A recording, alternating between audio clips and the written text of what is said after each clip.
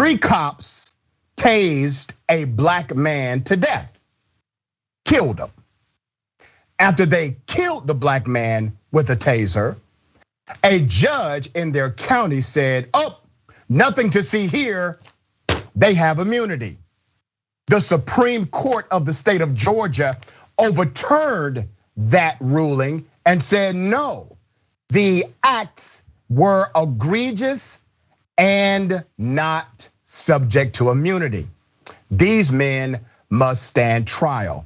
Let me show you their mug shot from Washington County Sheriff's Office. Those are the 3 killers.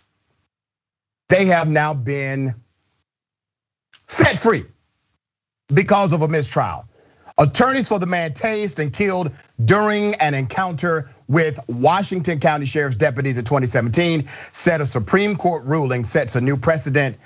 Here's the screenshot of the 3 deputies killing a man. The man was simply walking, not bothering anyone. After a judge initially granted the deputies immunity, the state Supreme Court in Georgia ruled the deputies would have to stand trial in the death of Uri Lee Martin. My brother, he was killed, he was murdered for nothing, said Martin's sister, Helen Gilbert. According to court documents, Martin, 58 years of age, was simply walking down the street in 2017 when he was stopped by 3 deputies. I see a man trying to walk home to his family. Then I see officers trying to impose their will on him and prevent his freedom of movement. They were unlawful in trying to stop him, according to the attorney, Mawali Davis. Witnesses testified that during the time of the encounter, Martin never, not one time, attacked the deputies and walked away several times. Defense attorneys argued that Martin fought with the deputies and the deputies tased them. Martin died at the scene.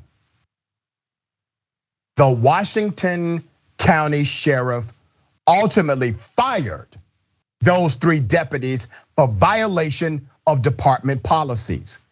Initially, a judge granted the deputies immunity, but on November 2nd, the state Supreme Court in Georgia ruled that the deputies would have to face charges in the case.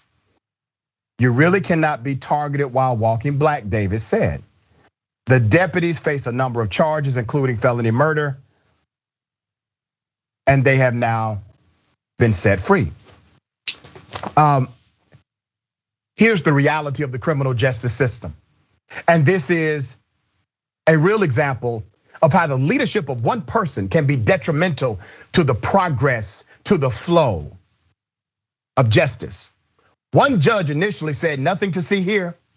These individuals killed a man, yes, there's no debate about that, but they are immune from prosecution. The judge didn't even say that they were innocent of the crime.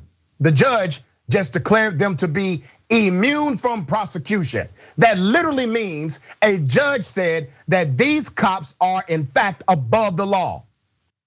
That's what the judge said. And then a higher court, the Georgia Supreme Court, had to look at the case. It took years to get to the Georgia Supreme Court. They then looked at the case and said, nope, these men will have to stand trial. So they reversed the court's decision. But now you have local politics involved significantly, because one judge is saying they should not be prosecuted. The same jury members that sit in Washington County for this trial are the same jury members who live in that community, and they were told by a judge that they likely elected, hey, this is not a crime. You don't think that impacts justice in that local jurisdiction? So now there's a mistrial. Will the DA in Washington County refile these charges? Don't hold your breath. Do not hold your breath. It's just a dead black man. Remember, initially, the criminal justice system said no crime was committed. Senator Turner, there's a dead man, 3 white deputies killed him. A judge initially said they were immune to prosecution. Another court, the Supreme Court of Georgia, said that court was in fact in error of the Constitution. What are your thoughts? Glad to see that the higher court reversed the lower court's decision. Thank God for that. In the state of Georgia, no doubt. Yeah. But we got a conundrum here, Doc, and this is what we talk about all the time. This is about a system that does not see Black lives as equal, as important as other lives, and then to deal with the fact of immunity, just wholesale immunity to those law enforcement officers. Let the record reflect that he was just walking home or walking wherever he was going, but he was just walking, not bothering anybody. And they decided to do what they did to him, and then he ends up dead.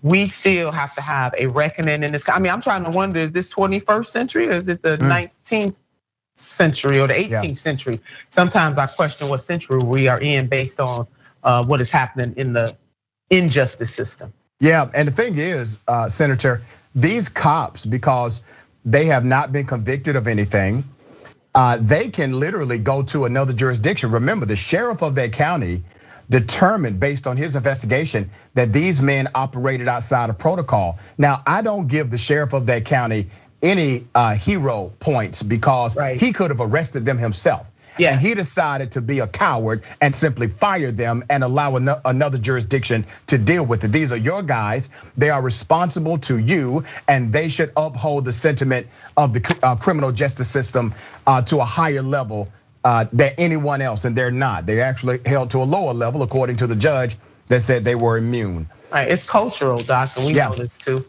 It is definitely cultural. Transformation in the criminal justice system, wholesale, from local all the way up to the federal level, must be had in the United States of America. We're gonna continue. I mean, unfortunately, Doctor, you do a very good job with these stories and exposing, but it saddens me. I mean, I want one day where you don't have many stories to choose from. That's right. Yeah, put me out of a job. Yeah, that's what I dare you all. I'm talking about to the powers that be. Put me out of a job. All right, do that. And you know, I get all of the inboxes and people tagging me on social media. Why does he talk about this? Why does he talk about that? Because it keeps happening. That's why. Amen. Okay.